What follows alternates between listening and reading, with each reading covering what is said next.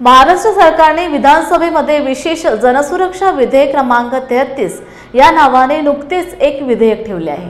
त्याचे उद्दिष्ट जाहीर करताना महाराष्ट्र शासनाने असे जाहीर केले की महाराष्ट्रामध्ये शहरी भागात पसरलेल्या शहरी नक्षलवादी अर्बन नक्सल संघटनांना नेस्तनाबूत करण्यासाठी हा नवीन कायदा प्रस्तावित आहे।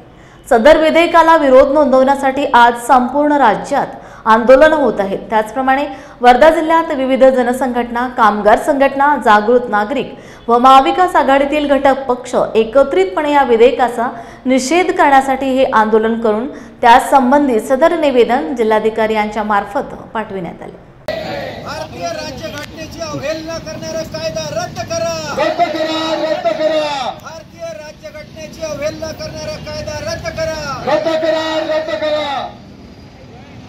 आता ते संभवने त्यांच्या प्रस्तावानंद भारती खटल्यातही सुप्रीम कोर्टानं गाईडलाईन दिले असताना महाराष्ट्र शासन या देशातल्या लोकांचे सरकारनं घेतलेल्या निर्णयावर आणि त्यांनी केलेल्या अन्याय अत्याचार आंदोलन करायचा जो देशाच्या संविधानाच्या मूलभूत अधिकारात जो लोकायले पावर दिला आहे तो हिसकावून घेण्याचं काम या जनसुरक्षा कायद्यातून करणार आहे। असाच कायदा इंग्रजांनी केला होता तेव्हा भगतसिंगांनी पार्लमेंटरी बोर्डात जाऊन बॉम्बस्फोट केली होती।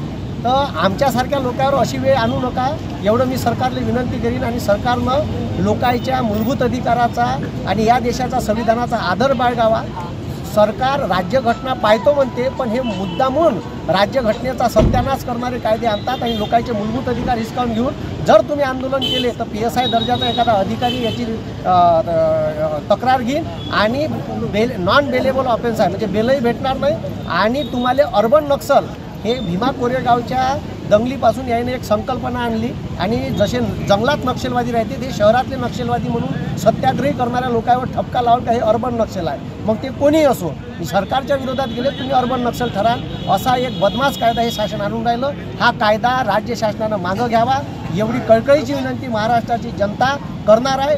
उद्या सत्ताचं पांघरून घेणारे हे जे आले आहे याची सत्ता बदलली तर याच्याच उरावर ह्याच कायद्याचा वापर होऊ शकते। म्हणून यानं हे लक्षात ठेवावं की आपण आणलेला खोदलेला गड्डा आपण त्या गड्ड्यात कवा जाईल हे सांगता येणार नाही। म्हणून हा विशेष जनसुरक्षा कायदा शासनानं मागं घ्यावा आम्ही ही कळकळीची विनंती करतो। नाही तर याच्यापेक्षा तीव्र स्वरूपाचं आंदोलन येणाऱ्या पावसाळी अधिवेशनावर आम्ही घेऊन जाऊ। विशेष जनसुरक्षा अधिनियमाच्या नावाने जो लोकशाही विरोधी कायदा महाराष्ट्रामध्ये जूनच्या नंतर होऊ घातलेला आहे त्या कायद्याचा आम्ही विरोध करतोय। कारण त्या कायद्याच्या माध्यमातून सरकारच्या चुकीच्या धोरणांचा विरोध करणारी आंदोलनं दडपण्याचं काम महाराष्ट्र सरकार करणार आहे। या कायद्याच्या माध्यमातून शहरी नक्षल नियंत्रित करण्याचं नाव सरकार घेते आहे पण त्या विधेयकामध्ये शहरी नक्षल नावाचा शब्द पण साधा कोणत्याही कलमामध्ये कोणत्याही सेक्शनमध्ये घेतले गेलेलं नाही आहे। आणि त्यात सरळ सरळ बेकायदेशीर संघटना म्हणजे आंदोलनं करणारी संघटना, बेकायदेशीर कृत्य म्हणजे आंदोलन करणे, एखाद्या कार्यालयामध्ये एखादा प्रश्न विचारणे, सरकारचा विरोध करणे याला त्यांनी बेकायदेशीर कृत्य म्हटलेलं आहे। याचा सरळ सरळ अर्थ आहे की सरकारच्या विरोधात असणाऱ्या संघटना पक्ष हे याच्या पुढे बेकायदेशीर होणार आहे आणि शहरी नक्षलच्या नावावर ते या देशातल्या या राज्यातल्या संघटना आणि समाज विरोधात असणारा संपू इच्छित। एकूणच भारतीय राज्यघटनेने दिलेले जे मूलभूत हक्क आहेत आर्टिकल 19 मध्ये असो की आर्टिकल 21 मध्ये असो या सगळ्यांचं व्हायोलेशन करत आहे महाराष्ट्र सरकार। आणि एकूणच या निमित्ताने जूनच्या नंतर आपल्या राज्यातली लोकशाही संपुष्टात येणार आहे आणि सरळ सरळ हुकूमशाही सुरू होणार आहे।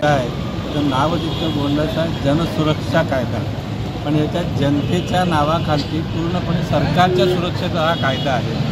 आणि असाच कायदा 1928 साली इंग्रजांनी आणला होता आणि त्याचा विरोध भगतसिंगांनी केला होता।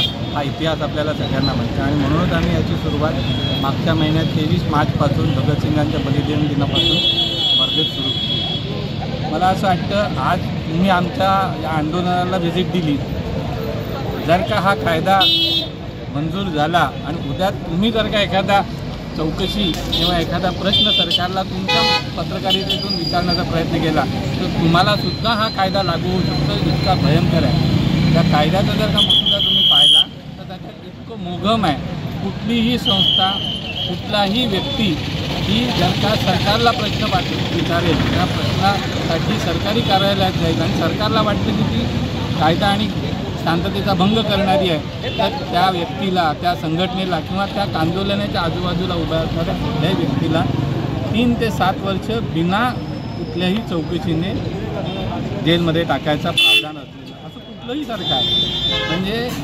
आर्टिकल 19, आर्टिकल 40 याचा कुठलाही त्याचा भाग न पाहता सरळ सरळ लोकशाहीचं, कारण की लोकशाही ही हुकुमशाही आणि लोकशाहीमध्ये फरक असा असतो की लोकशाहीमध्ये तुम्हाला प्रश्न विचारण्याचा अधिकार असतो आणि लोकशाहीमध्ये विरोधक ही एवढीच महत्त्वाची, सरकार एवढीच महत्त्वाची बाब आहे आणि हुकुमशाहीमध्ये विरोधक असतात.